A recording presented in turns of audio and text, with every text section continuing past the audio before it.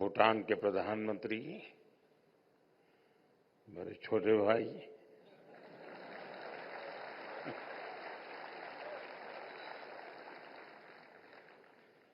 Fiji के deputy PM, Bharat के सहकारिता मंत्री Amit Shah, international cooperative alliance के प्रेसिडेंट, यूनाइटेड नेशंस के सभी प्रतिनिधिगण,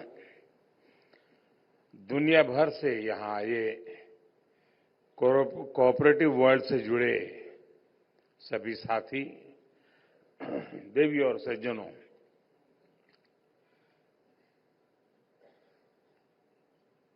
आज आप सबका जब मैं स्वागत कर रहा हूं तो ये स्वागत मैं अकेला नहीं करता और न ही मैं अकेला कर सकता हूं। मैं भारत के करोड़ों किसानों, भारत के करोड़ों पशुपालकों, भारत के पशुपालकों, मछुआरों, भारत के 800,000 यानी 8 लाख से ज्यादा सहकारी संस्थानों, सेल्फ हेल्प ग्रुप से जुड़ी 100 मिलियन यानी 10 करोड़ महिलाओं और सहकारिता को टेक्नोलॉजी से जोड़ने वाले भारत के नौजवानों, सभी की तरफ से आपका भारत में स्वागत करता हूं।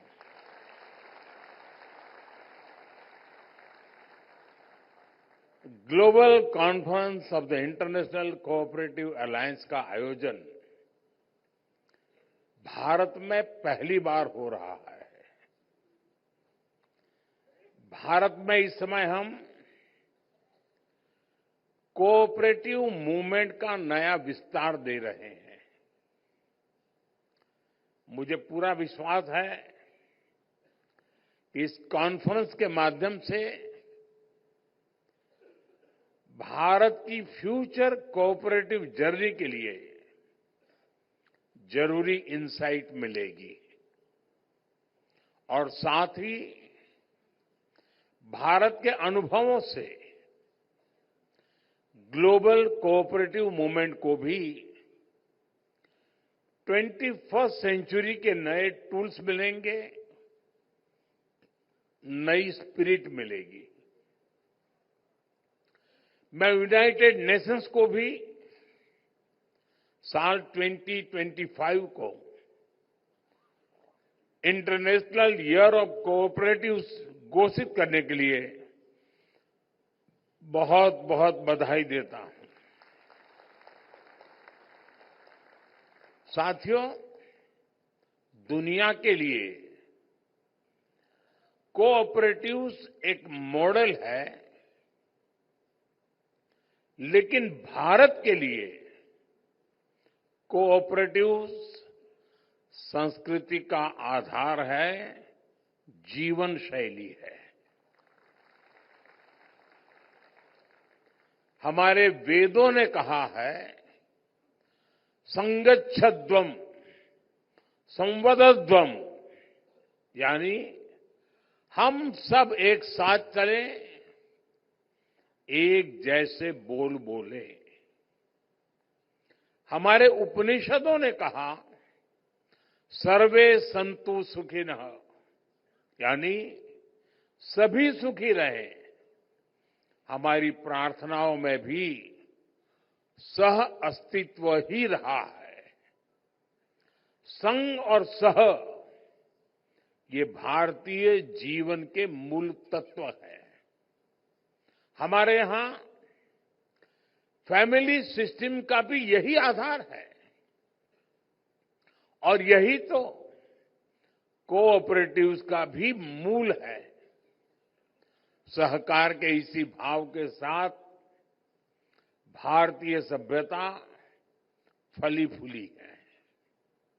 साथियों, हमारे आजादी के आंदोलन को भी सहकारिता ने प्रेरित किया है। इससे आर्थिक सशक्तिकरण में तो मदद मिली, स्वतंत्रता सेनानियों को एक सामूहिक मंच भी मिला। महात्मा गांधी जी के ग्राम स्वराज ने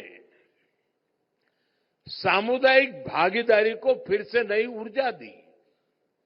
उन्होंने खादी और ग्रामोद्योग जैसे क्षेत्रों में सहकारिता के माध्यम से एक नया आंदोलन खड़ा किया और आज खादी और ग्रामोद्योग को हमारी कोऑपरेटिव्स ने बड़े बड़े ब्रांड से भी आगे पहुंचा दिया है। आजादी के इसी दौर में सरदार पटेल ने भी किसानों को एकजुट किया। मिल्क कोऑपरेटिव के माध्यम से आजादी के आंदोलन को नई दिशा दी। आजादी की क्रांति से पैदा हुआ अमूल आज टॉप ग्लोबल फूड ब्रांड में से एक है। हम कह सकते हैं भारत में सहकारिता ने विचार से आंदोलन, आंदोलन से क्रांति और क्रांति से सशक्तिकरण तक का सफर किया है।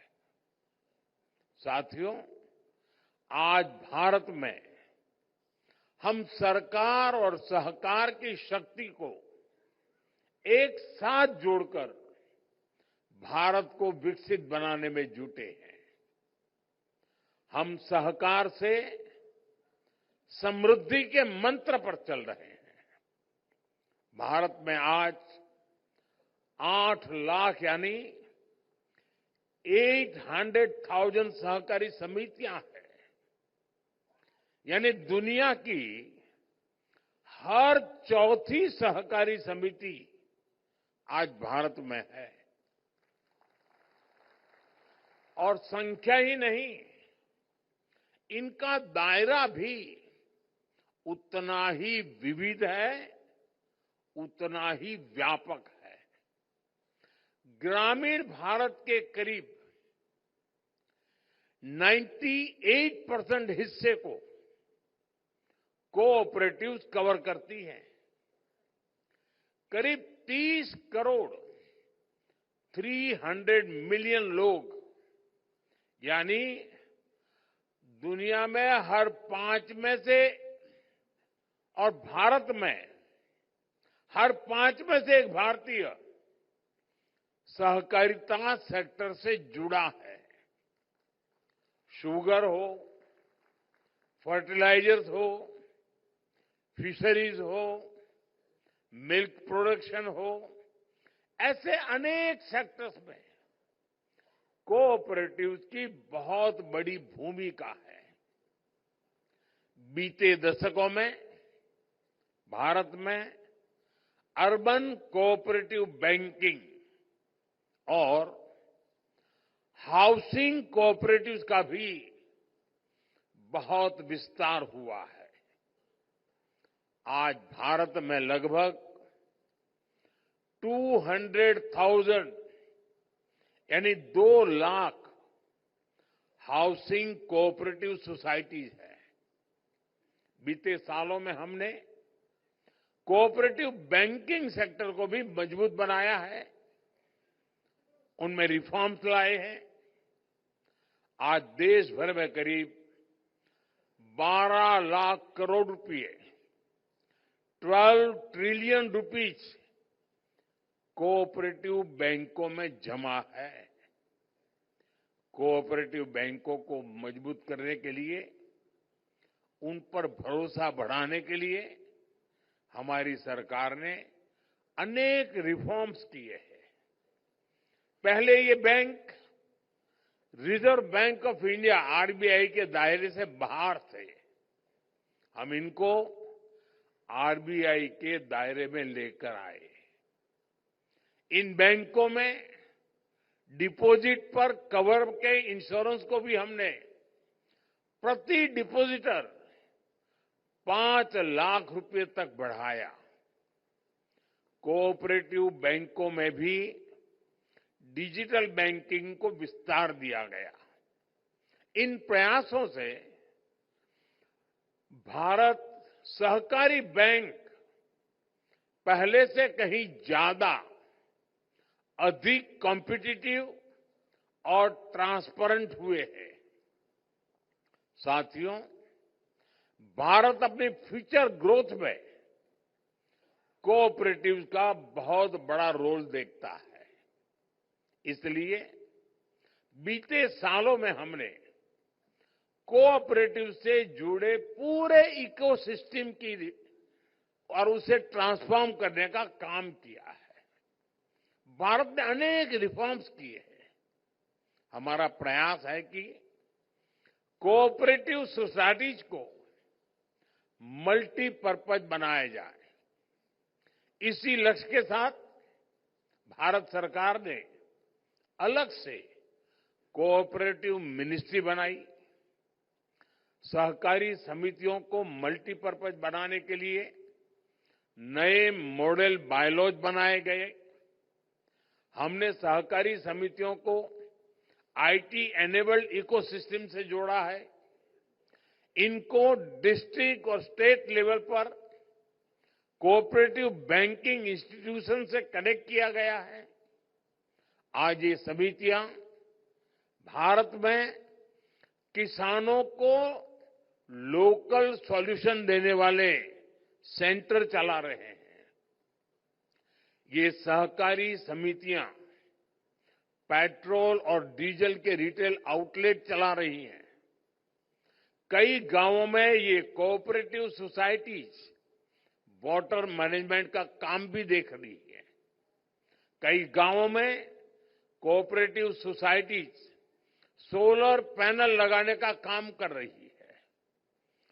वेस्ट टू एनर्जी के मंत्र के साथ आज कोऑपरेटिव सोसाइटीज गोबर धन स्कीम में भी मदद कर रही है। इतना ही नहीं, सहकारी समितियां अब कॉमन सर्विस सेंटर के तौर पर गांवों में डिजिटल सर्विसेज भी दे रही है।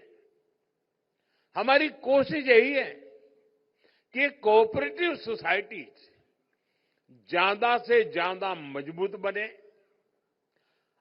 इनके मेंबर्स की आय भी बढ़े। साथियों, अब हम 2 लाख ऐसे गांवों में मल्टीपर्पज सहकारी समितियों का गठन कर रहे हैं जहां अभी कोई समिति नहीं है। हम मैन्युफैक्चरिंग से लेकर सर्विस सेक्टर में कोऑपरेटिव का विस्तार कर रहे हैं। भारत आज कोऑपरेटिव सेक्टर में दुनिया की सबसे बड़ी ग्रेन स्टोरेज स्कीम पर काम कर रहा है। इस स्कीम को भी हमारे कोऑपरेटिव्स ही एग्जीक्यूट कर रहे हैं। इसके तहत पूरे भारत में ऐसे वेयरहाउस बनाए जा रहे हैं जिसमें किसान अपनी फसल रख सकेंगे। इसका फायदा भी सबसे ज्यादा छोटे किसानों को होगा। साथियों, हम अपने छोटे किसानों को एफपीओज यानी फार्मर प्रोड्यूसर ऑर्गेनाइजेशन के रूप में संगठित कर रहे हैं। छोटे किसानों के इन एफपीओज को सरकार जरूरी फाइनेंशियल सपोर्ट भी दे रही है। ऐसे करीब 9,000 एफपीओज काम करना शुरू कर चुके हैं। हमारा प्रयास है कि हमारे जो फार्म कोऑपरेटिव्स हैं उनके लिए फार्म से लेकर किचन तक, फार्म से लेकर मार्केट तक एक सशक्त सप्लाई और वैल्यू चेन बने। इसके लिए हम आधुनिक टेक्नोलॉजी का इस्तेमाल कर रहे हैं। हम open network for digital commerce ONDC जैसे पब्लिक ई कॉमर्स प्लेटफॉर्म से कोऑपरेटिव्स को अपने प्रोडक्ट बेचने का नया माध्यम दे रहे हैं।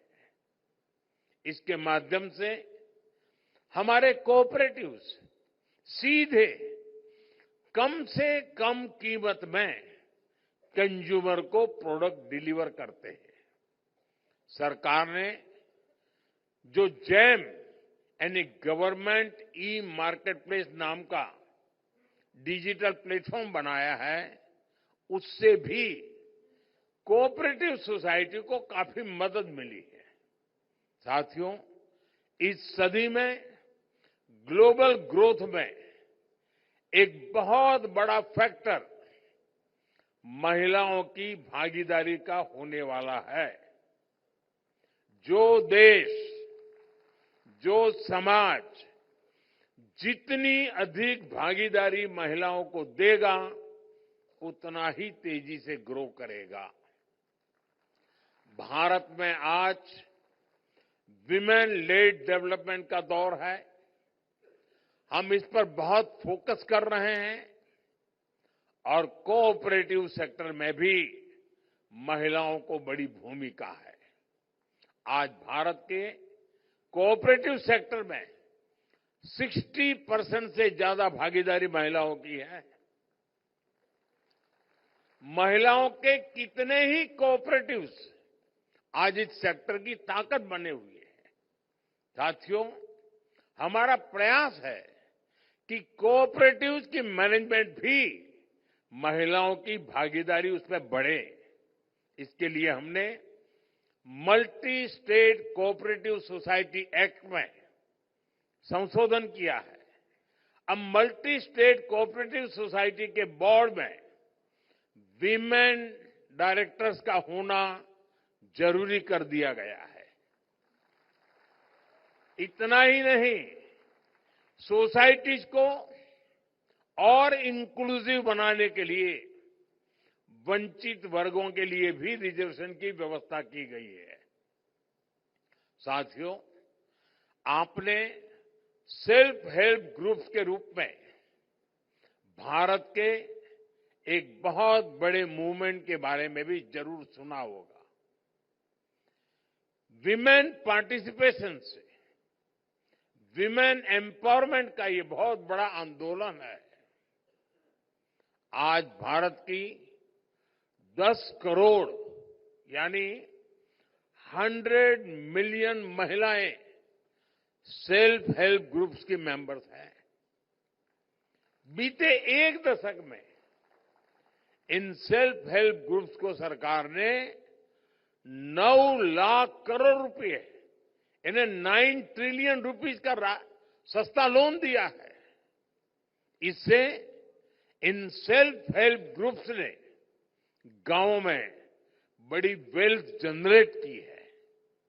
आज दुनिया के कितने ही देशों के लिए ये महिला सशक्तिकरण का बड़ा मॉडल बन सकता है। साथियों, 21वीं सदी में अब समय है कि हम सभी मिलकर अब ग्लोबल कोऑपरेटिव मूवमेंट की दिशा तय करें। हमें एक ऐसे कोलैबोरेटिव फाइनेंशियल मॉडल के बारे में सोचना होगा जो कोऑपरेटिव्स की फाइनेंसिंग को आसान बनाए और ट्रांसपेरेंट बनाए।